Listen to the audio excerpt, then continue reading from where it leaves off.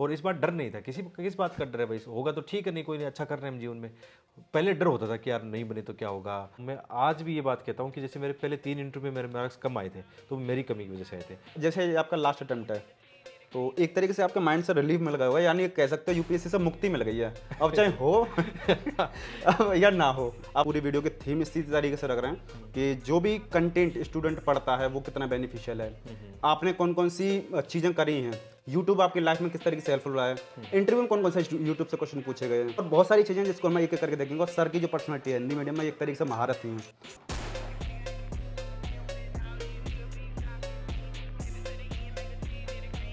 Jain teacher officers, my name is Vijan Singh, welcome to KJ mission. Sir, सबसे पहले आपका हमारे प्लेटफॉर्म में बहुत बहुत स्वागत है। थैंक यू, आपका बहुत बहुत धन्यवाद कि आपने इनवाइट किया, और आज हम बहुत अच्छा करने वाले हैं इस वीडियो में। इस बार हम भगवान से दुआ करते हैं आपका इस बार फाइनल हो जाए। लास्ट टाइम भी हमने 2023 से जब हम आए थे आपके पास, तब एक छोटा सा इंटरव्यू पॉडकास्ट किया था। आज हम अच्छे से डिटेल में बात करेंगे। इसी पॉडकास्ट के माध्यम से सर हम पूरी थीम को इस तरीके से लाइन कर रहे हैं कि बच्चों को ये पता पड़ जाए कि आपकी स्टार्टिंग के जर्नी से लेकर अभी तक क्या रहा है, और खास तौर से जो आपकी पूरी प्रिपरेशन में क्या कमी रही है और आपने किन चीज़ों को ओवरकम करते हुए अपनी पूरी यूपीएससी की प्रिपरेशन करते हुए यहाँ पे आए। जो मेजर दो दो चीज़ों के बारे में बात करूंगा, बच्चे इसमें कंफ्यूज होते हैं। पहला इंटरव्यू, क्योंकि उसमें आपकी थोड़ी सी पहले से खुद भी कमी रही थी, जैसे हमारा पहले कन्वर्सेशन हुआ था, उसमें अपना क्या क्या चीज़ें सुधार करी। और दूसरा स्टडी मटेरियल, क्योंकि देखिए स्टडी मटेरियल एक ऐसा महासागर है, क्योंकि हमारा जो पूरा चैनल है वो गाइडेंस और स्ट्रेटेजी और स्टडी मटेरियल को लेकर ही टारगेट है।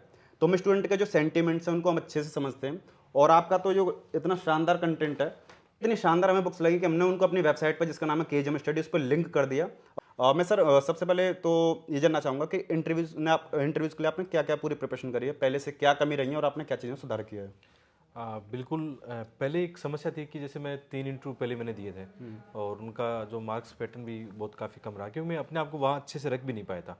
इंटरव्यू में कुछ चीज़ें इंपॉर्टेंट होती है कि आप सामने वाले को बहुत अच्छे से सुनो एक बार, क्योंकि उनके जो क्वेश्चन होते हैं वो कभी कभी लंबे भी होते हैं, तो सुनना बहुत ज़रूरी है। कई बच्चे क्या करते हैं, बहुत जल्दबाजी में रहते हैं, चीज़ों को सुनते नहीं है, फिर आंसर अलग देते हैं। तो मेरे पहले ये गलती हुआ करती कि मैं ध्यान से थोड़ा सुन नहीं पाता था, या फोकस उतना नहीं बन पाता था। और दूसरा फिर सहजता के साथ, आत्मविश्वास के साथ अपनी बात रखना, तो ये पहले कमियां थी। इस बार इसमें काफ़ी सुधार किया हमने खूब, जैसे दोस्तों के साथ ग्रुप मॉक दिए, और साथ में मैंने इस बार 12 मॉक दिए कोचिंगों में, अलग अलग कोचिंगों में, उसका फ़ायदा मिलता है। और ये कोचिंग्स वाला तो आपका फ़ायदा उठाएंगे बाद में, तो उसका क्या, इस चीज़ का हम क्लैरिफिकेशन वीडियो में आगे देंगे। वो देने से फ़ायदा हुआ, मुझे रियल में फ़ायदा हुआ, क्योंकि पहले के चांस में मैंने दो तीन मॉक देता था, और उतना मतलब फिर वो चीज़ें कम्युनिकेट वाली चीज़ें आ नहीं पाती थी, उतनी सहजता भी नहीं आ पाती थी। तो इस बार कॉन्फिडेंस एक अलग ही लेवल का था, क्योंकि मैं 4 साल 5 साल से पढ़ा रहा हूँ, तो कम्युनिकेशन अच्छा हुआ। और मॉक देने से फ़ायदा ये हुआ कि कैसे हमें मैनेज करना है अपने आप को, कहाँ पे हम गलती कर रहे हैं। यहाँ पे क्या होता है, जो भी आप अच्छे शब्द बोलते हो, वर्ड बोलते हो ना, थोड़ा अच्छे बोलो, गहराई के साथ बोलो, तार्किकता के साथ बोलना बहुत ज़रूरी है। तो ये सारी चीज़ें मॉक्स में सीखी, तो उसका बेनिफिट मिला। सबसे ज़्यादा बेनिफिट मिलता है, आप अपने दोस्तों का ग्रुप बना लो। जैसे हम इस बार 10-12 दोस्त थे, हम डेली आपस में मॉक ले रहे थे एक दूसरे का, हंसी मजाक चल रहा था, बहुत ही सही। तो इस बार इंटरव्यू देखो अच्छा किया, बाकी मार्क्स का पैटर्न देखो क्या रहता है, मुझे नहीं पता, मैंने अपना काम कर दिया है, बाकी ऊपर इच्छा है, प्रभु की इच्छा है क्या होगा। लेकिन सर आप तो मेंस की महारत थी, अगर आपके मार्क्स इंटरव्यू में आगे पीछे होते भी हैं, और इस बार हम तो भगवान से आशा भी करेंगे आपका फाइनल हो जाए और इंटरव्यू मार्क्स अच्छे मिलेंगे, क्योंकि आपका मुझे लगता है पहले भी 850 के आसपास आपके मार्क्स थे मेंस में, जो हिंदी मीडियम में 850 या 825 ऐसा कुछ था। 821 आठ मेंस सौ में, इक्कीस हाँ। 821 आप समझ के चलिए, हिंदी मीडियम में मतलब एक बहुत बड़ी चीज़ होती है, यानी टॉपर्स भी नहीं लेके आ पाते हैं इतना। सर का वो मेरे ख्याल से उस टाइम पर इंटरव्यू में स्कोर कम रहा था, बहुत ही बहुत ही पोर मतलब कह खराब सकते रहा हैं, था। हाँ। इसी वजह से हमने जो इंटरव्यू की पूरी स्टार्टिंग इस वजह से करी है कि सर ने क्या चीज़ें करी हैं। मोटा मोटा आप समझे होंगे 12 मॉक्स लगाए हैं, उसमें थोड़ा सा बदलाव आया है, क्योंकि लास्ट टाइम जब हम सर के यहाँ गए थे तो उस टाइम पर हमारा जो थोड़ा डिस्कशन हुआ था, उस टाइम पे हमने पूछा था कि सर आपका इंटरव्यू में ऐसा क्या है, तो आप वही बता रहे थे मेरा कम्युनिकेशन थोड़ा सा गैप वगैरह वही सारी चीज़। यूट्यूब का इसमें बेनिफिट हुआ है। बहुत ज़्यादा हुआ है। मतलब देखो इंटरव्यू में क्या होता है, सबसे बड़ा विशेषकर हिंदी मीडियम के बच्चे होते हैं, उनको इतना एक्सपोजर नहीं मिल पाता है। जैसे हम देखते हैं कि कोई आईआईटी आईएम से पढ़ के आ रहा है, कोई बाहर पढ़ के आ रहा है, तो वो तो एक्सपोज दुनिया देख चुका होता है, और उनके अलग अलग कोर्सेज भी होते हैं। जैसे जेएनयू से कोई आएगा तो वो ऑलरेडी बहुत सारे कोर्सेज करके आएगा। जो सिंपल बीए बीएससी करके आते हैं तो वो उन्होंने केवल किताबें पढ़ी है, उनका वो एक्सपोजर नहीं है लाइफ का। तो जब भी वो किसी अच्छी पोजीशन में जाते हैं, 5 लोगों से बात करते हैं, तो हेजिटेशन रहता है, उनका एक डर रहता है मन में कि पता नहीं मैं सही बोल पाऊंगा नहीं बोल पाऊंगा। इस बार ऐसा कुछ नहीं था, यूट्यूब ने इसको हेल्प किया पूरा, बच्चों से लाइव सेशन करने में ये काफ़ी हेल्प हुआ है। और इस बार डर नहीं था, किस बात का डर है भाई, होगा तो ठीक है, नहीं कोई नहीं, अच्छा कर रहे हैं हम जीवन में। पहले डर होता था कि यार नहीं बने तो क्या होगा, कोई प्लान बी नहीं था, या इंडिपेंडेंट नहीं थे उतने। तो 4-5 साल में जो आर्थिक स्वतंत्रता आई है, परिवार की जिम्मेदारियां लेना सीखा है। जिम्मेदारियां भी एक बहुत इंपॉर्टेंट पार्ट होती है। आप समाज की, परिवार की जिम्मेदारियां निभाते हो तो फिर आपको यूपीसी वाली रिस्पॉन्सिबिलिटी भी ईजी मिल जाएगी। तो मुझे लगा कि इस बार जैसे इंटरव्यू की बात करें तो 25-30 मिनट जो इंटरव्यू है इतना शानदार, मेरे हिसाब से शानदार है, उनके हिसाब से कैसा रहा मुझे नहीं बता सकता, बट मेरे हिसाब से ना इस बार वो डर था, ना चेहरे पे कोई पसीना आ रहा वो था। क्वेश्चन भी बहुत ही गहराई के साथ, जैसे कोई क्वेश्चन बात करें क्लाइमेट चेंज पे तो 5-6 पॉइंट बता पा रहा हूँ आराम से। एजुकेशन पे बात करें तो 5-6 अलग पॉइंट पे बात करें, वुमेन इंपावरमेंट की बात कर रहे हैं, फार्मर की बात कर रहे हैं, गहराई अच्छी थी बातें। वो लोग सामने से उनका लग भी रहा था, लहजा भी ऐसा था कि हाँ मैं ठीक बता रहा हूँ, सही कर रहा हूँ, तो मुझे ठीक लगा। मतलब हिंदी मीडियम वाले बच्चों को जो कमी रहती है कि मतलब थोड़ा सा कॉन्फिडेंट नहीं हो पाते हैं। हाँ इंग्लिश मीडियम वालों को थोड़ा सा ये होता है कि एक्स्ट्रा जो करिकुलम एक्टिविटीज़ होती हैं उनमें बेनिफिट मिल जाता है, भले वो चाहे बीटेक करके आए हों या बीए भी किया हो इंग्लिश मीडियम में, मतलब बहुत सारी चीज़ें होती हैं। कुल मिला के आप प्रिपरेशन तो कर रहे हो, वो एक पार्ट है। हम कभी भी हमेशा कहते हैं ना, दो चीज़ होती हैं, एक होता है आपका फिजिकल प्रिपरेशन, एक होता है मेंटल प्रिपरेशन। फिजिकल प्रिपरेशन तो वो जो हम बुक्स वगैरह को देख रहे हैं उसके लिए तो बहुत सारी चीज़ें हैं, लेकिन मेंटल प्रिपरेशन बताने वाला कोई नहीं है यहाँ पर। मेंटल प्रिपरेशन वही आती है धीमे धीमे टाइम के साथ सीखते हैं। जैसे यूट्यूब ने आपको हेल्प किया, हर एक इंसान तो यूट्यूबर नहीं बन सकता है, और ना इसमें सबके लिए स्कोप है, क्योंकि इसमें बहुत सारी चीज़ें भी चाहिए होती हैं। तो यूट्यूब एक डिस्ट्रैक्शन भी तो है। मैं आपको ये पूछना चाहूँगा कि इस बस यहाँ पर वन वर्ड में बात खत्म करेंगे, आपके लिए हेल्पफुल रहा है या थोड़ा सा नुकसान भी पहुँचाया है? ज़्यादा नहीं, थोड़ा सा लंबा, क्योंकि इस टॉपिक को हम थोड़ा सा वीडियो में आगे डिस्कस करेंगे। मैं अपने लिए बताऊं तो मैं इसको बोलूँगा 100% फ़ायदा ही किया है, इसको नुकसान की तरफ नहीं ले जाऊँगा। हाँ, तो इस चीज़ को आप यहीं पे पॉज करते हैं, क्योंकि कुछ स्टूडेंट पता है हमारे उसमें कमेंट सेक्शन में ये आता है कि पहले आप खुद का क्लियर कर लीजिए। ये मानसिकता थोड़ी रहती है, क्योंकि स्टूडेंट ये नहीं समझते कि लाखों एस्पिरेंट हर बार एग्जाम दे रहे हैं, उनमें से चुनिंदा का हो रहा है। तो ऐसे यूट्यूबर्स भी तो हजारों हैं, सैकड़ों, उनमें से चुनिंदा का होता है। बहुत सारे ये बोलते हैं कि यूट्यूबर्स का नहीं होता है, वो भी नहीं होता, सर का हो रहा है, सीधा एग्जाम्पल। नहीं, और क्या चाहिए? देखो बच्चे कई बार अपने वाले पे भी, मेरे चैनल पे भी कई बार देखा है मैंने, बच्चे कमेंट करते हैं कि पहले खुद का कर लो, खुद का कर लो भाई तब ज्ञान देना। मैं जिनको पढ़ा रहा हूँ, जो चीज़ पढ़ा रहा हूँ वो क्लियर करके तो पढ़ा रहा हूँ। मैं कौन सा ये थोड़ा आपको इंटरव्यू तैयारी करा रहा हूँ, मैं प्री की तैयारी करवा रहा हूँ, मेंस की तैयारी कर रहा हूँ, तो वो मैंने क्लियर किया है और वो one of the best marks भी लेके आए। इवन आप जिन टीचरों से पढ़ते हो वो टीचर शायद उन्होंने कभी एग्जाम भी नहीं लिखा होगा, इतने मार्क्स लेके भी नहीं आए वो। तो मैं तो उनको साफ कहता हूँ कि मतलब थोड़ा पॉजिटिव रहो यार, पॉजिटिव रहना बहुत जरूरी है। आप किसी भी फील्ड में पॉजिटिव तरीके से काम करते हो तो उसमें सफलता मिलनी ही मिलनी है। हमारी जो लाइफ की थीम यही रहती है, गुड्स वाइब्स ओनली। हाँ, मतलब आप अपनी अगर अच्छी थीम को रखोगे, अच्छी चीज़ों को पकड़ो, तो आप ऐसी चीज़ों को अट्रैक्ट करोगे। अगर आप नेगेटिव रहते हो तो नेगेटिव चीज़ें ही आती हैं। इसमें एक बात मैं जोड़ना चाहूँगा कि जैसे वहाँ पे इंटरव्यू के दौरान एक लेडी मेंबर ने मुझे ये क्वेश्चन पूछा था कि यार आप पढ़ाई कर रहे थे इतना, आपका सब ठीक है, फिर हमने देखा 2020 में अचानक, मतलब फिर हमने देखा 2020 में अचानक आप यूट्यूब आपने बना लिया, ऐसा क्यों किया? तो मैंने ये कहा कि मैम उस टाइम कोविड का दौर था और मैंने दो समस्या देखी। एक तो एस्पिरेंट को लेकर समस्या देखी कि उनका एजुकेशन या यूपीसी उनकी तैयारी डिस्टर्ब हो रही थी, तो मेरे पास एक अच्छा अनुभव था। तो एक तो मुझे ये टारगेट था कि मैं यूट्यूब के माध्यम से बच्चों का अनुभव शेयर करूँ।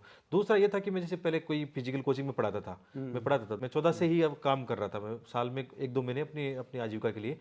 तो उस समय भी मेरा, चूंकि मैं इंटरव्यू दे चुका था, अब कोचिंग बंद हो गई थी तो कोई आजीविका का भी पर्सन था, तो वो काफ़ी इस चीज़ से इम्प्रेस लगे कि यार हमने आपदा में अवसर देखा और एक जो नॉन टेक्निकल वाला है वो भी एक अच्छा यूट्यूब ग्रो कर सकता है और बच्चों को पढ़ा सकता है। तो आपका education background I think technical नहीं रहा है, बीटेक नहीं है? मैंने BA किया है। बीए में क्या है? प्लेन बीए में? हाँ, कोई मिर्च मसाला नहीं, जो स्टूडेंट सोचते हैं कि बीए करके क्या ही हो जाएगा। हाँ। देखिए यहाँ पे आपके जो बहुत सारे क्वेश्चंस रहते हैं ना, बहुत सारे प्रॉब्लम्स रहती हैं, उनको यहाँ पे आप अगर डिबंकिंग समझो, है ना, उनके यहाँ पे खुद के आंसर मिल रहे हैं कि यूट्यूब अगर आप सही तरीके से इस्तेमाल करोगे तो आपके लिए रेवेन्यू रिसोर्स भी होता है, जैसे हमारे लिए है। क्योंकि आपको भी पता है, सबको ही पता है कि हम खुद भी प्रिपरेशन कर रहे हैं, अटेम्प्ट दे रहे हैं, जैसे आपकी पूरी जर्नी निकल रही है। लेकिन कुछ लोगों को चाहिए होता है ठप्पा चाहिए, वो ठप्पा नहीं लग पा रहा, लेकिन वो क्वालिटी नहीं देखते। क्वालिटी मैटर्स बहुत सारों के लिए नहीं करते, जिनको करती है वो हमारे मतलब लॉयल व्यूअर्स भी होते हैं, अच्छे एस्पिरेंट भी होते हैं।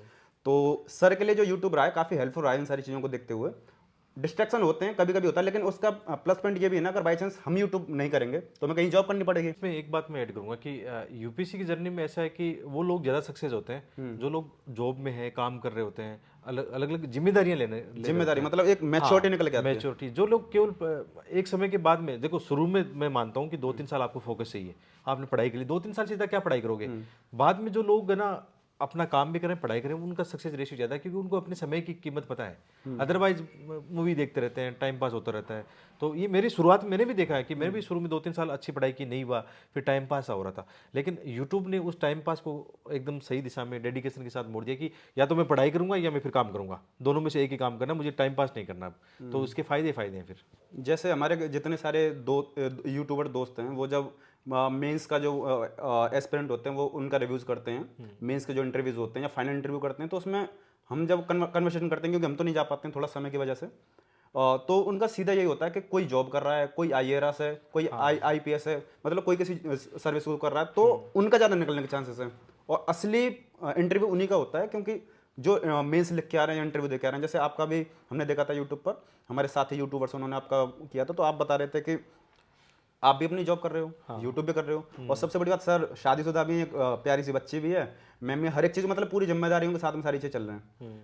और ये तो हो गया इंटरव्यू वाली बात, आपने काफ़ी अच्छी तरीके से तैयारी करी है। जैसे लास्ट टाइम हमने बोल रहे थे, मैं इसमें थोड़ा सा ज्वाइन करना चाहूँगा कि लक फैक्टर भी होता है क्या? लक फैक्टर कितना मायने रखता है? हाँ, मतलब कह सकते हैं लक फैक्टर ये होता है कि कई बार मतलब आपको किस बोर्ड में आता है, वो बोर्ड कैसे मार्क्स, हालांकि यूपीएससी में लगभग बोर्ड सेम है, उन पर हम कोई सवाल नहीं खड़ा कर सकते हैं। हाँ, कई बार यूपीएससी में जैसे भ्रांतियाँ होती है ना कि यार यूपीएससी हिंदी मीडियम के साथ ये कर देगा, या वो बोर्ड तो ऐसा था। मेरा ये मानना है कि यूपीएससी इस मामले में ट्रस्टेबल है, आप उन पे भरोसा कर सकते हो। जैसे मैं लास्ट मेरा अटेम्प्ट है, मैं इंटरव्यू दे रहा हूँ, मैं आज भी ये बात कहता हूँ कि जैसे मेरे पहले 3 इंटरव्यू में मेरे मार्क्स कम आए थे, तो मेरी कमी की वजह से आए थे। इस बार अच्छे मार्क्स आएंगे तो वो मैंने जो अच्छा प्रयास किया, एफर्ट लगाए, उसकी वजह से आएंगे।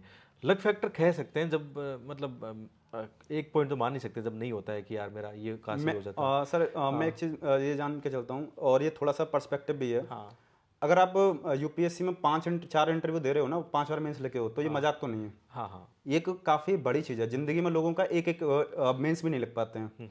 हम अपना ही बताएं, हम पिछले 4-5 साल से इसमें मेहनत कर रहे हैं। पिछली बार हमारा 1-2 क्वेश्चन से सी सेट से छूट गया, और हमारी पूरी मेंस की तैयारी धरी रह गई, पूरी इंटरव्यू की धरी रह गई, पूरा कन्वर्सेशन सारी चीज़ें धरी रह गई। उसमें कुछ भी मैंने नहीं रखता, लक थोड़ा सा मैंने रखता है, ऊपर से जिम्मेदारियाँ हो गई, बहुत सारी चीज़ें होंगी। तो जब लास्ट टाइम भी मैं आया था तो मैं आपसे पूछा था, तो आप कह रहे थे नहीं लक तो मायने रखता है, लेकिन थोड़ी सी मेरी कमी रही थी इंटरव्यू को लेकर, जो आपने सर ओवरकम कर लिया। हाँ, मतलब एफर्ट में मुझे ये लगता है कि चलो लक भी उनका फेवर करता है जो मेहनत करते हैं। हाँ, और एक चीज़ होती है कि ना जैसे मेरा 5 बार प्री निकला मतलब, तो वो डायरेक्शन समझ में आ गई। कब प्री निकला मेरा? शुरू में 2 प्री फेल कर गया, क्यों? क्योंकि वो डायरेक्शन नहीं पता थी।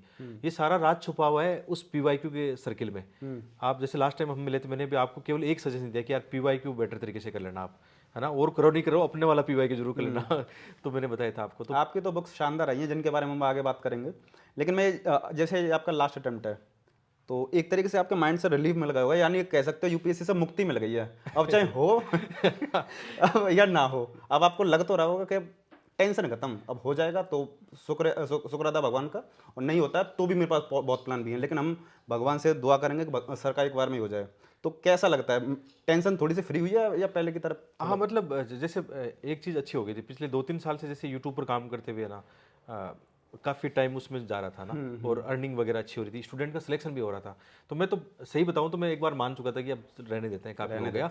बट एक्चुअल में लास्ट ईयर क्या हुआ कि मैं 1000 बच्चों का मेंटरशिप सेशन ले रहे थे, तो बच्चों को मैं पढ़ा रहा था। तो मुझे ऐसा लगा लास्ट टाइम, मुझे लगा कि यार अब एग्जाम तो देनी है, लास्ट अटेम्प्ट है मेरा ना। जब मैं बच्चों को पढ़ा ही रहा हूँ तो क्या दिक्कत है, यही तो पढ़ना है, यही काम आने वाला है, अलग से मुझे कुछ नहीं पढ़ना है। तो लास्ट मैं प्री में जाके बैठा, और मुझे लगा कि सी सेट मेरा भी जाएगा, क्योंकि सी सेट मैंने भी ज़्यादा ध्यान नहीं दिया, पैसे थोड़े टफ आ गए, लेकिन चलो वो लकीली निकल गया। बाद में मुझे एहसास हो गया कि यार अब चांसेस ज़्यादा है मेरे मेंस, क्योंकि मेंस थोड़ी सी पकड़ अच्छी है ना। तो बच्चों के साथ जो आंसर राइटिंग की वो किया, तो ये सारी चीज़ें मतलब हेल्प करती है आपको, और रिलीफ तो मिलता है। जैसे लास्ट अब खुशी की दोबारा फॉर्म नहीं भरना, अब इस बार का फॉर्म भी बहुत जटिल आया है। फॉर्म को बच्चों के लेके लिए। मैं पूछना चाहूंगा कि ये पूजा खेड़कर के चक्कर में यूपीएससी ने सबको तमाचा सा मारा है, ये सही किया या क्या मतलब चक्कर क्या? नहीं, ठीक है, क्योंकि ये जाके मेंस में भी करना था आपको।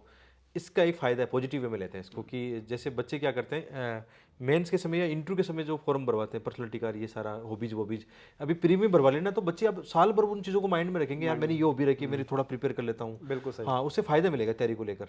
और जो मुझे ऐसा लग रहा है, जितनी मेरी ऑब्जर्वेशन है, इस बार यूपीएससी के फॉर्म भी कम भरे जाएंगे, क्योंकि जो बच्चे कुछ ऐसे होते हैं कि जो सिर्फ दिखावे के लिए यूपीएससी का फॉर्म भरते हैं, उनको पता पड़ेगा 4 घंटे लग रहे हैं, 3 घंटे लग रहे हैं, हाँ, ऐसा मुझे लग रहा है। और दूसरा क्या है, स्टूडेंट को ऐसा पता ही नहीं रहता था, बस ये पता है यूपीएससी का फॉर्म भरना है, इसका मतलब आईएएस आईपीएस है। उनको ये नहीं पता है किस तरह की जॉब है उसमें। बिल्कुल। अब पता पड़ रहा है, फिर उनका रैंकिंग करनी है, कैडार क्या होता है, सारी चीजें उनको पता पड़ रही बच्चे है। देखते नहीं है, मतलब मेरे पास ज़्यादातर कमेंट या मैसेज आते हैं फॉर्म को लेकर, वो नोटिफिकेशन देखते नहीं है। बस बस सब कुछ सारा उसमें लिखा है, वो गलती पता नहीं क्यों नहीं देखते हैं यूट्यूब के 10 notification। मिनट की वीडियो आ जाती है ना, उससे फॉर्म भर देते हाँ, हैं। उससे नहीं होता। नोटिफिकेशन देख लो, सारी समस्या का समाधान है, क्योंकि बहुत सारी चीज़ें हमें भी नहीं पता होती है। इस बार तो यूट्यूब पे भी लोगों ने डेढ़ जो टीचर्स हैं 1.5 घंटे की वीडियोस डाली हैं, तब जाके पूरा क्लियर हुआ है, क्योंकि लंबी चीज़ है।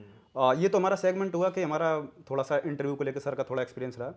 जो मेन थीम है ना आपके लिए जो बेनिफिशियल होगा, देखिए आप बहुत सारे पॉडकास्ट देखते हो, इंटरव्यूज देखते हो, ये इस पॉडकास्ट से भी आप कुछ ना कुछ लेके जाओगे, लेकिन हम चाह रहे हैं कि आपके लिए जो मेन चीज़ है, जो फिजिकल स्टडी आप करते हो, जो भी आप अपने बुक्स को पढ़ते हो, स्टडी करते हो, सर की तरफ से टोटल 9 बुक्स हैं अभी। हाँ, पहले तो मैं इसके जर्नी के बारे में जानूंगा कि आपने 9 बुक्स लिख कैसे दी। दूसरा, ये बुक्स आपके लिए कैसे हेल्पफुल हैं, मैं आपको पहले दिखा दे रहा हूँ शॉर्ट में। जैसे ये एथिक्स की बुक आती है, इस एथिक्स की बुक को अगर मैं आपसे बोलूं कि 1-2 लाइन में बताइए क्यों अच्छी है ये दोनों, हालांकि इंग्लिश मीडियम में भी है, एथिक्स में भी, तो क्यों बेनिफिशियल है ये? सबसे इम्पोर्टेंट तो है कि ये बुक एक दिन में नहीं लिखी है। मैंने 2014 में पहला मेंस लिखा, फिर 16 में लिखा, 19 में लिखा। 19 में जैसे मेरे मार्क्स भी 126 है, उससे पहले भी बहुत अच्छे मार्क्स है, और लकीली मुझे ऐसा फीलिंग आ रही है इस बार भी मार्क्स बहुत अच्छे आएंगे। तो ये एक दिन की बुक नहीं है। मैंने जो मेंस लिखे, 5-4 मेंस लिखे हैं जो भी है ना, तो उस मेंस के अंदर जो मैंने शॉर्ट नोट्स बनाए थे, वो नोट्स इसमें डाल दिए मैंने। अच्छा, ये लास्ट वाला ये एडिशन है, उसी को रिफाइन करके कर दिया आपने, हाँ, है ना? सारा मतलब हाँ। और एथिक्स में तो कुछ चेंज होता ही नहीं, लास्ट टाइम हमने ये देखा और था। ये तो इसको प्रमाण ये है कि आप जितने हिंदी मीडियम के टॉपर देखोगे लास्ट ईयर के, सारों ने इस बुक को बोला कि हमने यही पढ़ी है। इस बार मुझे कितने बच्चे वहाँ यूपीसी भवन में मिले कि सर हमने इथिक्स आपकी बुक पढ़ी है ना।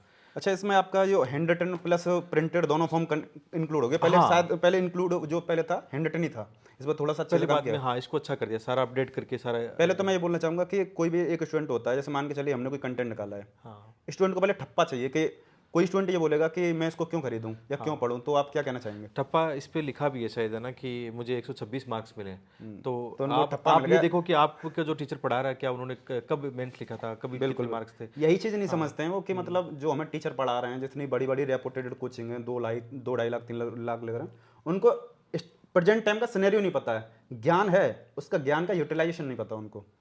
ये आपने जैसे यहाँ पे बहुत सारी चीज़ों में हम आपको इसका प्रॉपर रिव्यू करके दिखा देंगे, हालांकि हमने पहले भी कई बार किया है। यहाँ पर जो नए बिगनर्स हैं उनके लिए हम ये सारी चीज़ बता दे रहे हैं कि इसमें आपके प्रॉपर माइंड मैप है ना, जो आपको माइंड में फ्रेमिंग करनी चाहिए कि मुझे किस तरीके से सारी चीज़ों को अलाइन करना है, क्वेश्चंस को कैसे अलाइन करना है, और उसके बाद में कम से कम शब्दों में सारी पूरी चीज़ कैसे डिलीवर हो, ये इसका प्लस पॉइंट लगा है मुझे। इस बुक की भी इंग्लिश मीडियम वाले की कहानी है। पहले चूंकि मैं इंग्लिश में इतना कंटेंट बनाता नहीं था, तो मुझे इतना कॉन्फिडेंस नहीं था, लेकिन हमने इसको कंटेंट बना लिया था।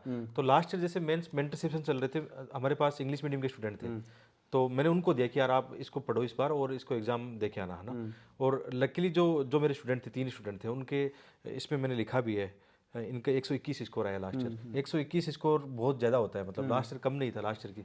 तो मैंने इनसे प्रेरित होकर फिर ये बुक लिखी कि यार ये बुक तो बच्चों के काम आएगी। गाइडेंस तो देखिए हिंदी मीडियम का और इंग्लिश मीडियम का सेम होता है, मगर डिफरेंसेस थोड़े आ जाते हैं। अगर हम इस चीज़ को क्लैरिफाई करें कि 1-2 रिसोर्सेज में आ जाता है, 1-2 करंट अफेयर में आ जाता है, उसके अलावा मुझे तो सब कुछ सेम लगता है। 1-2 ये चीज़ होती है, यूट्यूब पर थोड़े से हिंदी मीडियम के कम टीचर हैं, तो अगर बात करें सरकारी चैनल है study IAS with Dharmendra Jakhar, ethics की पूरी क्लासेस पढ़ी हुई हैं। हाँ, इस और बुक को ऐसे समझ की- सकता है आराम से, ऐसे ऐसे की क्लासेस पढ़ी है। अच्छा, मुझे एक चीज़ ये लगी है इसमें, अगर इसमें किताब को बच्चा कोई पढ़ता है हाँ तो बिगनर के लिए ज़्यादा बेनिफिशियल है या नहीं? हाँ, सबके लिए, कि बिगिनर्स को नहीं समझ में आएगा तो यूट्यूब पे अपने YouTube वीडियो पर पढ़े, लेक्चर 32 देखो। वीडियो पढ़े हैं इसके। हाँ। और मात्र 7 दिन में पढ़ सकते हैं। और ये बात एक और मैं जोड़ना चाहूँगा, जैसे आपको भी बहुत बहुत धन्यवाद कि आपने जो वेबसाइट बनाई है बच्चों के लिए, क्योंकि हमें भी काफ़ी चुनौती आ रही थी कि बच्चों के गाँव तक हम किताबें पहुँचा नहीं पा रहे थे, मुश्किल हो रहा था, क्योंकि किताबों में ऐसा ही होता है। तो आप डेडिकेटली इसमें काम कर रहे हो, आपकी वेबसाइट KGM स्टडी है।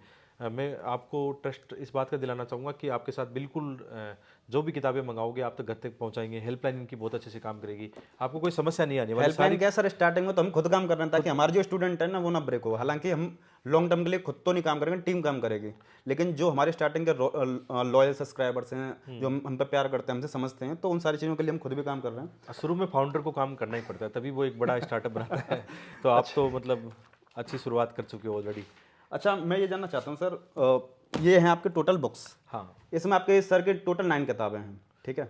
इनमें 6 तो हैं हिंदी मीडियम के लिए, उसका हमने पूरा कॉम्बो डाल दिया है। उसका प्राइसिंग की लिस्टिंग भी हमने इस तरीके से करी है किसी पे बर्डन ना पड़े। आप एक एक किताब लोगे, हम जानते हैं बर्डन पड़ता है, लेकिन अगर आप सारे सब्जेक्ट्स कवर कर रहे हो तो एक किताब क्यों खरीदोगे?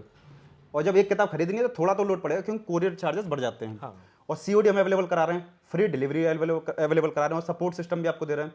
और हमने जो पूरा मतलब वेबसाइट क्रिएट करी है ना, इसी अलाइनमेंट के साथ करी है कि किसी का भी लॉस ना हो, हमें प्रॉफिट हो या ना हो, हम बच्चों की हेल्प कर पाएं और बेनिफिशियल हो। ये हमारा मेन मोटिव था।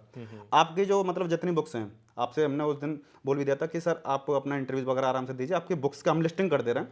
हाँ इंग्लिश मीडियम में भी 3 किताबें हैं, आगे जितनी भी आती हैं उनको भी हम लिस्ट कर देंगे। हिंदी मीडियम के भी 6 किताब आई हैं, तो टोटल 9 किताबें हैं। और कंटेंट दोनों में लगभग सेम है। जैसे ये वाली किताब है आंसर राइटिंग की। आंसर राइटिंग के, ये है आपका एक शब्द में आपको दिखाई दे रहा होगा हैंड रिटन, सर के द्वारा हाथ से लिखा हुआ है। इसका रिव्यू नहीं हुआ क्योंकि हाँ। ये कब लॉन्च हुई है अभी? अभी लॉन्च हुई कितने दिन हुए हैं? एक हफ्ते के आसपास इसका समय हुआ है, इससे ज़्यादा नहीं हुआ। तो इसका हमने प्रॉपर रिव्यू नहीं किया, लेकिन हाँ पहले हमने इसको देख रखा था क्योंकि सर ने अपने हाथ से लिख रखा है। और शायद इसमें कुछ मैम की भी राइटिंग है क्या? मैम ने जो लिखा है हाँ कुछ है ना, कुछ मैम की राइटिंग भी बट है। जैसे इस बार जो मेंस दिख रहा था हमें, मेंस लिखते समय जो पीवाईक्यू के क्वेश्चन इसमें ज़्यादा हमने 250 पीवाईक्यू सिलेक्टिव पीवाईक्यू इसमें शामिल किए हैं। और ऐसी मतलब अभी नहीं आएगी मार्केट का मतलब है ना ये कि- थोड़ी सी बल्कि किताब अच्छा भी ये है। एक फायदा यूपीपीसीएस के बच्चे आपके चैनल पे काफ़ी है ना। हाँ। अभी मेंस उसका पास में है ना, तो ये उनको बहुत ज़्यादा हेल्प कर सकती है क्योंकि उनको यूपीएससी हो, यूपीपीसीएस हो, हाँ, या आपका यूपीएससी में बीपीएससी में भी काम कर, हर जगह काम करेगी आज सिलेबस सेम है तो वहाँ हर जगह काम करेगा। और मैं सर ये जो आपके बुक्स हैं ये तो एक अलग चीज़ है ना। हम स्टूडेंट को लगभग वही सारी चीज़ें रिकमेंड भी करते हैं, रेफर भी करते हैं जो बेनिफिशियल होता है। मैं ये बोलना चाहूँगा कि आपने ये सोचा कैसे कि मैं किताब या नोट सेल करने लग जाऊँ? शुरू में ऐसा कुछ नहीं था, सोचा भी नहीं था ऐसा कि कभी किताब भी हम लिखेंगे। मतलब जैसे मैं यूट्यूब पे फ्री में पढ़ा रहा था पिछले 3 साल से, इतना कंटेंट मतलब सारा जीएस का सिलेबस पढ़ा चुका था। फिर मुझे लगा कि इतना जब पढ़ाई दिया है तो इन किताबों को अपडेट करने की भी नीड होगी। तो ये बात भी एक मोटिवेशन होना जरूरी है क्योंकि अर्निंग नहीं होगी तो फिर मोटिवेशन कैसे मिलेगा। और दूसरा एक स्टूडेंट वेलफेयर में हमेशा रहता है कि यार स्टूडेंट फर्स्ट है ना, 2 चीज़ें हमेशा रहती है और खुद का भी जिम्मेदार है, परिवार के प्रति जिम्मेदारी है। तो फिर मैंने ये सोचा कि यार ये कंटेंट ऑलरेडी इतना मैं बना ही रहा हूँ तो इसको किताबों के रूप में निकालते हैं। और फिर बच्चों ने प्यार देना शुरू कर दिया, मतलब हाथों हाथ बच्चों ने किताबें ली है ना। हालांकि इनके सारे जो बुक्स हैं हमारी वेबसाइट पे आपको लिंकेज मिल जाएगा, सीओडी अवेलेबल है, फ्री डिलीवरी अवेलेबल है। ना सिर्फ आपको बुक्स बल्कि नोट्स वगैरह भी आपको सब कुछ मिल जाएगा। ये सी सेट के लिए बुक है आपकी, ये सत्यम जैन सर की, जानते ही होंगे। हाँ, सत्यम जैन सर याद आया कि ये 3 क्रिएटर मुझे ऐसे लगे जो यूट्यूबर भी हैं और बढ़िया काम कर रहे हैं। जैसे एक आप धर्मेंद्र जाकर सर, सबसे पहले इन्हीं में आपको। दूसरे हैं आपके अभिजीत यादव सर, उनके भी अटेम्प्ट सारे कंप्लीट हो गए। और तीसरे आपके सत्यम जैन। तीनों से हमारे मतलब काफ़ी अच्छे से परिचय है और हमें ऐसा लगता है कि लग तो मैंने रखता ही है, मेहनत तो ये तीनों ने बहुत अच्छी करी है। इनकी भी ऑडियंस काफ़ी लॉयल है, आपकी भी ऑडियंस बहुत ज़्यादा प्यार करती है आपको। मैं इसके बारे में पूछना चाहता हूँ, ये एनसीईआरटी आप हमेशा कहते हो, मैंने वो वाली वीडियो देखी आपकी कुछ टाइम पहले, 2 दिन पहले आई थी, जिसमें आप कह रहे थे कि 50 बार पढ़ो। शायद विकास की वीडियो थी, विकास स्टूडेंट थी कि 50 बार पढ़ो एनसीईआरटी। तो ये वाली किताब क्यों छापी? उसको पढ़ने के बाद में फिर उनको जैसे एमसीक्यू भी लगाने हैं, चैप्टर वाइज एमसीक्यू। यही मैं सुनना चाह रहा था। इसमें आप देखोगे ना, ये है वस्तुनिष्ठ। वस्तुनिष्ठ का मतलब जो हिंदी मीडियम का समझ जाते हैं, ऑब्जेक्टिव यानी एमसीक्यूज। आप ओरिजिनल जो बुक्स हैं उनको पढ़िए, बेनिफिशियल है। भले सर ने रिकमेंड किया और वीडियोज में कि 30 एनसीईआरटीज पढ़िए आप, है ना। उस चीज़ को हम सर से दोबारा नहीं कहलवाना चाहते हैं क्योंकि जो चीज़ रिपीट होगी उसको नहीं। समय कम है, कम किताब कर सकते हो। अगर आपके पास जैसे मान के चलिए प्रीलिम्स है, प्रीलिम्स में 3 महीने, सारी तो नहीं पढ़ सकते लेकिन इंपॉर्टेंट किताब वहीं से पढ़िए। लेकिन उन किताबों से कैसे क्वेश्चन पूछे जा रहे हैं उसके लिए ये है वस्तुनिष्ठ, यानी एमसीक्यूज बेसिस पर आपका 6 से लेकर 12 तक हर एक सब्जेक्ट इसमें कवर किया गया है। तो ये बुक आपके लिए काफ़ी बेनिफिशियल होगी। एथिक्स वाला आपको बता दिया, सी सेट की आपकी हिंदी में अवेलेबल है ना। इसकी सबसे अच्छी बात है कि जो बच्चों को पैसेज की दिक्कत आती है, अच्छा, जो पैसेज कॉम्प्रिहेंशन जो रहता है, कॉम्प्रिहेंशन जो रहता है, मतलब एक बार निकाल के देखे उसको पता लग जाएगा। और सारे बच्चों का ये कहना है कि अब ठीक हो गया सर, बोधगम्यता। हाँ अच्छा, मैं ये पूछना चाहूँगा जैसे ये वाली जो 12 साल की किताब है, यूपीएससी सारे क्वेश्चंस दे देता है। आपने जो आंसर्स, जो डिटेल्ड आंसर्स दिए, जैसे हम ये मान के चलें जितनी आपकी मोटी किताब है, आपने सिर्फ 12 साल का दिया, आप 30 का भी दे सकते थे, 25 का भी दे सकते थे। जैसे मार्केट में और सारे टीचर्स या पब्लिकेशन करते हैं, सिर्फ 12 का साल का क्यों किया, पहली बात। दूसरी चीज़, जो आंसर्स का जो क्वालिटी है, क्वालिटी मेजर्स है, वो कैसे चेक करें आपने? हाँ, ये दोनों क्वेश्चन बहुत इंपॉर्टेंट है। और जैसे हमारे भी मन में है कि हम भी यार 30 साल की छाप देते हैं, मार्केट के हिसाब से चलते हैं, वो करते हैं। एक तो 12 साल का इसलिए कि एक तो नया ट्रेंड क्या है वो बहुत जरूरी है स्टूडेंट के लिए, कि यूपीएससी पिछले 10 सालों में क्या पूछ रहा है और वो बहुत ज़्यादा उनके काम आ सकता है। दूसरा ये था कि इस कंटेंट को बनाने में बहुत लंबा टाइम लगा है। हमारे पास इतना ना तो वक्त था ना इतनी एनर्जी थी कि हम 30 सालों को बना पाएँ, और उतने क्वेश्चन रिलीवेंट भी नहीं लगे पुराने वाले जो क्वेश्चन है। हालांकि मैं अभी भी, अब ये ऐसा नहीं कि मैं अपनी किताब को बेचने के लिए बोल रहा हूँ, मैं अभी भी एस्पिरेंट को कंपलसरी बोल रहा हूँ कि 30 साल की लेनी है उनको। कोई भी बुक 30 साल की उनकी है तो वो भी लेनी है, बट ये भी लेनी है आपको। तीसरा इसमें पॉइंट होता है कि क्वेश्चन को अटेम्प्ट कैसे लें। जो ट्रेडिशनल किताबों में आपका देखो कि वो उसमें वो वे नहीं है कि हम क्वेश्चन को कैसे अप्रोच करें। कि कैसे अपना कॉमन सेंस ट्रिक्स यूज़ करें उनमें, और चारों ऑप्शन जो होते हैं ना उनको अलग अलग वे में कैसे हैंडल करें, वो इस किताब में दिया हुआ है। सर ये सारी चीज़ तो आपने बहुत अच्छे तरीके से समझा दी इसमें, लेकिन अगर हम इस चीज़ को बताएं ना, क्योंकि यूपीएससी में हमारा चैनल ऐसा है, एक दो चैनल ऐसे हैं जो डिटेल्ड आपके लिए रिव्यूज़ लेके आते हैं, आपको पता रहता है। सर ने भी अपनी वीडियोस में बताया है, मतलब हमारा डेडिकेटेड चैनल है जो आपको ये बताता है इसके प्लस क्या है, साथ में माइनस क्या है, हर एक चीज़ बताते हैं। ये वाली जब बुक थी ना, मैं सर को बोला था इसमें आप सी सेट भी इंक्लूड कर दो। सर करे अरे सी सेट में इंक्लूड करेंगे और मोटी हो जाएगी, बच्चों को वैसे लोड बढ़ जाएगा, इसलिए किताब अलग तोड़ दे वो, क्योंकि पेपर भी अलग है थोड़ा सा, तो बहुत सारी चीज़ें रहती हैं। ये हिंदी मीडियम में भी है आपके, ये पहले हिंदी मीडियम में आई थी, इंग्लिश में बाद में आई थी। हाँ इंग्लिश में आपके जो आपके गौरव बोदानिया सर हैं, उनका रैंक 13 है, उनके हाँ, उन्होंने तैयार किया था इंग्लिश का, उनके उन्होंने द्वारा पूरा- उनका तैयार किया। ये तो स्टडी मटेरियल को लेकर बात है, आपको अगर बढ़िया लगता है, हम हमेशा सर ये बोल के चलते हैं क्योंकि स्टूडेंट को अपनी किताबें लिमिटेड रखनी चाहिए। आपको बढ़िया लगती हैं तो आप लीजिए, और सारी सर्विस हमने प्रोवाइड कर रखी हैं। लेकिन ऐसा लग रहा है कि मैंने 10-15 किताबें पहले खरीद रखी हैं, तो भले आप एक बार रिव्यू देख लेना, आपको आइडिया लग जाएगा। एक्स्ट्रा किताब मत खरीदना, कुल मिला के ये आप बिल्कुल पैसा वेस्ट करनी होती नहीं है, क्योंकि किताब हमारे जाता है टाइम, एफर्ट, एनर्जी, मेहनत, ये सब कुछ वेस्ट होता है।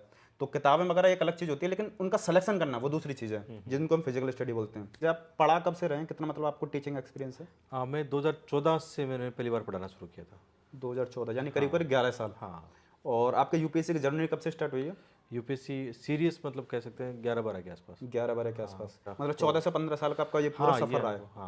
हाँ सर जैसे ही आपका इंटरव्यू हुआ था, तो इंटरव्यू के बाद में आपने जो रॉ इंटरव्यू होता है ना, जैसे यूपीएससी भवन के बाद में, तो आपने बोला था कि आपके इंटरव्यू पैनल में यूट्यूब से लेकर क्वेश्चन पूछे गए थे। तो मैं पहले ये पूछना चाहूँगा, यूट्यूब से लेकर आपसे क्या क्या पूछा गया और आपने क्या आंसर दिया? हाँ बिल्कुल, उसमें मुझे याद आ रहा है 3 क्वेश्चन के आसपास पूछे गए थे। तो पहला तो ये क्वेश्चन था कि आप पढ़ाई करे थे 2020 में, अचानक यूट्यूब आपने शुरू किया, तो उसका आंसर मैंने पहले दे दिया इसका। तो सेकंड ये था कि आप पढ़ाते क्या, तो मैंने बोला कि एथिक्स और ऐसे पढ़ाते हैं। तो वो एथिक्स की एक केस स्टडी में ले गए अंदर। अच्छा। हाँ, कि इसको आप कैसे हैंडल करोगे, तो वो काफ़ी लंबा उसका था।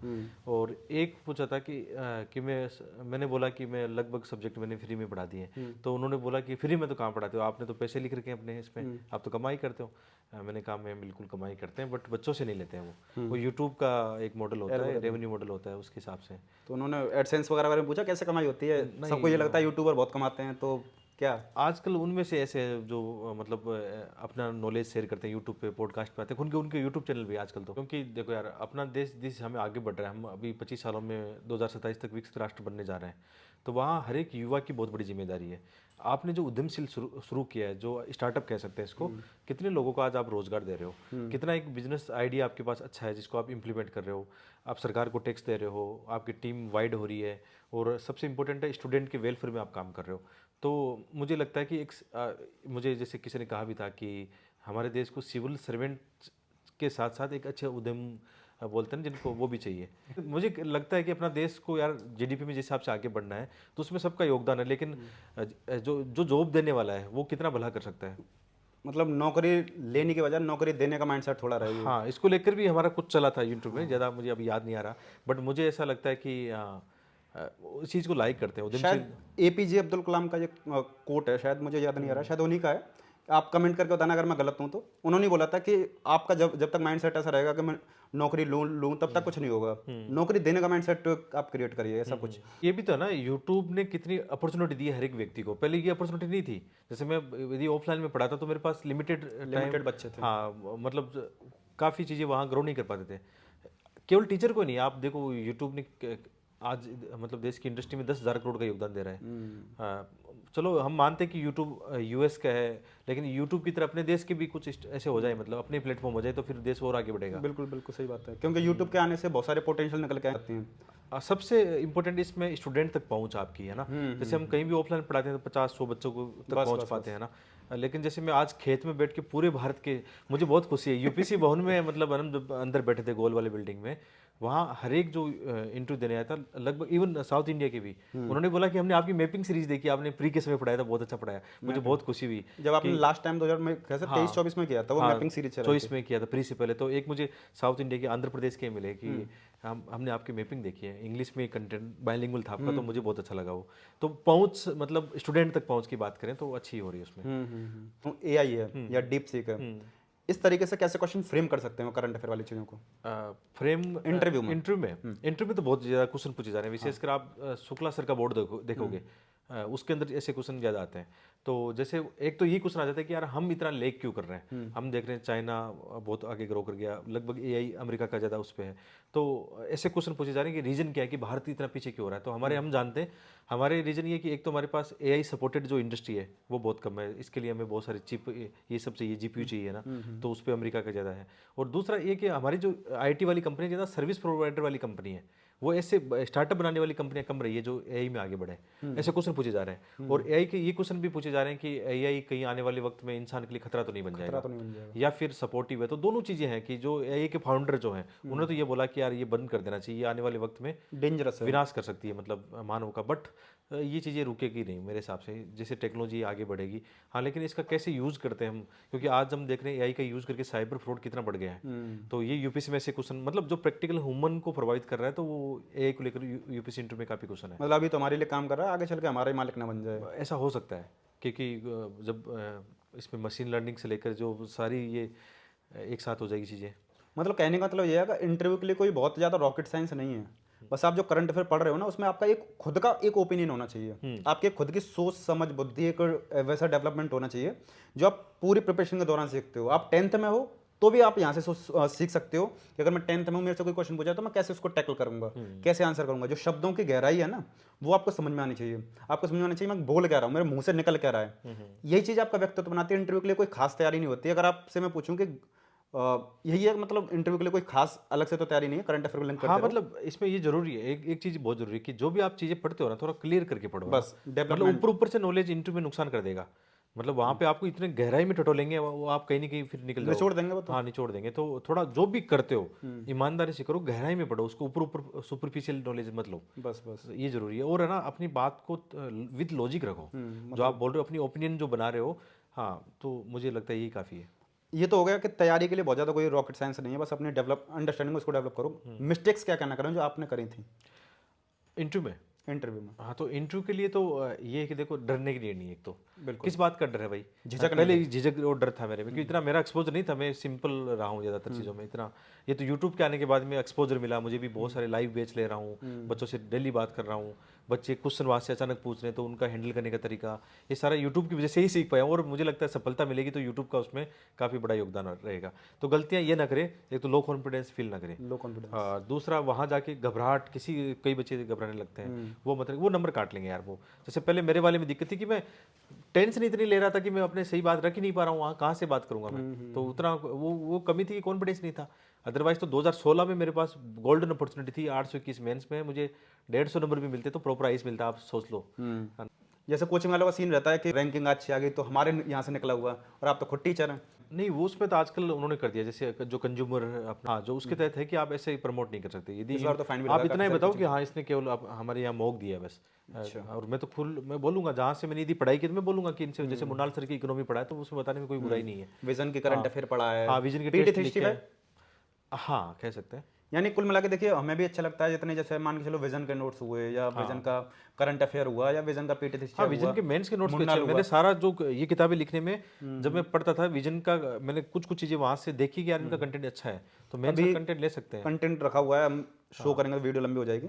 आप हमारे वेबसाइट पर भी आगे परचेस कर सकते हो, या हमारे यूट्यूब पर उन सारी चीज़ों को आप डिटेल में देख भी सकते हो। आपने इतना समय दिया सर, उसके लिए बहुत बहुत धन्यवाद। आपको भी बहुत बहुत धन्यवाद कि आपने अपने प्लेटफॉर्म पे आज इतना शानदार वीडियो बनाया। आज बहुत अच्छा लगा कि पहले वाला कैसा नॉर्मली यूपीसी में पॉडकास्ट उतने होते नहीं है। यूपीसी अच्छा, हमें भी इस दिशा में, जैसे अभी हम बात करें तो पॉडकास्ट एक नई कैटेगरी, अच्छी कैटेगरी है, कोई करना चाहिए ना। हम अभी तो ये करेंगे अपना इसको लेकर। नॉर्मल स्टूडियो जिसमें ये अरेंज हो रहा है। बहुत अच्छा शानदार स्टूडियो बनाया है। आप देखो, एक ऐसा स्टूडेंट जो मतलब अभी अपनी प्रीलिम्स की तैयारी, अभी पास में तैयारी कर रहे हैं, कितना अच्छा स्टार्टअप इन्होंने ग्रो कर लिया। स्टूडियो आप देखोगे तो दंग रह जाओगे एक बार। ये मजाक बहुत ज़्यादा करते हैं। हम अगर कुछ कंटेंट बनाएंगे ना, जो हमारे लॉयल सब्सक्राइबर्स हैं, लॉयल व्यूअर्स हैं, वो समझ जाएंगे। लेकिन बात बाकी का फिर ठप्पा मांगते हैं। हमारे पास बहुत सारा कंटेंट है। जैसे मैं सिलेबस कैसी बुक लिख सकता हूँ कि बच्चों को समझ में आ जाएगा पूरा ब्रेकडाउन कैसे सिलेबस को डिकोड करना है। जैसे आपने पीवाईक्यू को लिखा, आपको समझ में आ रहा है कि उसकी डेप्थ क्या है। बहुत सारी चीज़ें, लेकिन अभी एग्जाम के बाद ही करते हैं सारी चीज़ों को। और भगवान से आशा करते हैं आपका इस बार हो जाए। और सर राजस्थान के रहने वाले हैं, खाटू श्याम जी से भी हम रिक्वेस्ट करेंगे, अपने बांके बारी से भी रिक्वेस्ट करेंगे कि सर का हो जाए इस बार। बिल्कुल, बहुत बहुत धन्यवाद सर। आपका भी बहुत बहुत धन्यवाद। ठीक है सर, थैंक यू आने के लिए। सर उम्मीद करते हैं वीडियो आपके लिए बेनिफिशियल होगी। इस वीडियो को यहीं समाप्त करते हैं, मिलते हैं नेक्स्ट वीडियो में। जय हिंद। सही रहा। बढ़िया, बहुत बढ़िया।